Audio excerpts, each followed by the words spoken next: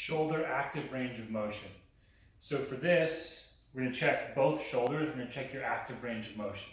Okay? So part of it is going to have to do with how you feel when you do it. So if you feel like you have any tightness, you have any pain, anything like that, you have to let me know.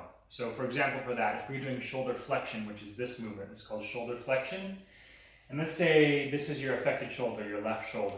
If you were going up and you felt like you had some pinching right here or some pain, I want you to let me know when you email me back or whatever. Okay, I had some pinching at this part, be as specific as possible. Like it felt like it was in the front, felt like it was in the back, whatever. And let me know exactly the point that it hurts. So sometimes people might say, you know what, it pinches at the top. Or they might say, you know what, I'm going up and right here it's really hard. It's like hurts and it's really hard in this range. When I get past that range, you know it's not that bad anymore, it goes away. So those are just some examples, but I want you to be as specific as possible. Okay, so let's go through the test now. So we're looking at, again, how you feel and also what you look like when you do it. And we have to be really good on the camera angles to make sure that I can see a difference between both sides. So, shoulder flexion. The first one I want you to do is a side angle. And you're going to do both arms together. You're going to stand and you're going to lift as high as you can, trying to get your hands as far back behind you as possible. My hands might be outside of the camera here because I'm tall, but the idea is that we can get your full arm in the camera or in the view. Go as far back as you can and then come back down slow. And then try to do that about 3 times at about this speed, nice and slow. Okay? Now after you do the side view, I want you to do the camera angle at your back. So now we're going to come here. Again, this view is very important for me to look at your scapula, your shoulder blades, as well as your shoulder joint as well. So here, again, about 3 reps. So there's shoulder flexion. Shoulder abduction is going out to the side like this. I only need to see you from the back angle. So you're going to be here, and you're going to lift your arms up, try to touch them together. Another way to look at it is try to get your upper arms to touch your ears. So you wouldn't just go to here, you would actually try to go all the way up. Kind of like the jumping jack position. And then back down.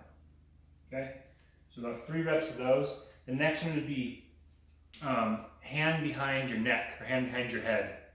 So with this one, you can take your right hand. You go try to get towards the center of your spine and reach your finger, your middle finger, down towards your butt as far as you can. So I'll be here. Then I want you to hold it there. Don't crawl, just whatever you get to at the beginning, that's where you stay. So none of this kind of stuff. So here, hold it, and then do your other side. So you can see, for me, my left is better. I can go down further.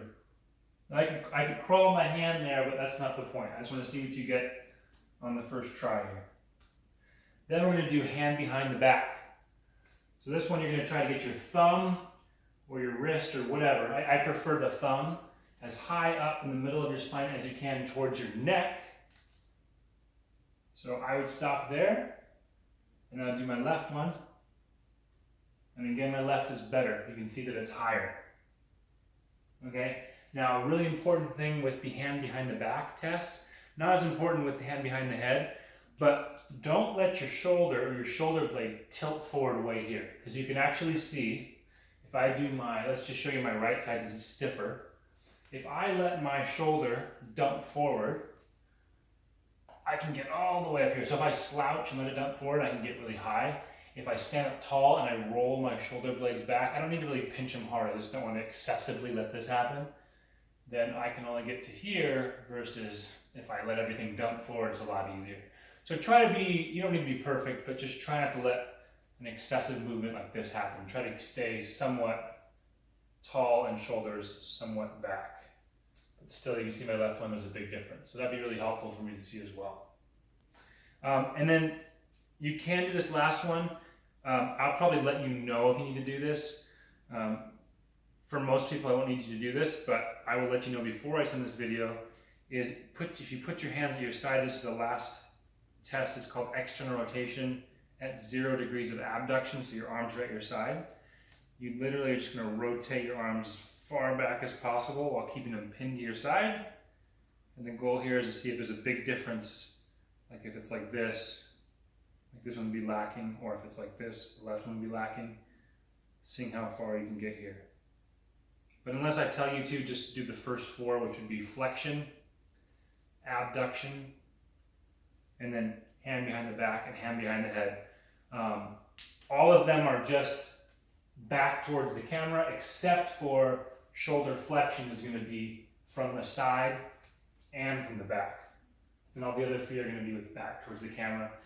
And then this one is going to be facing the camera, external rotation.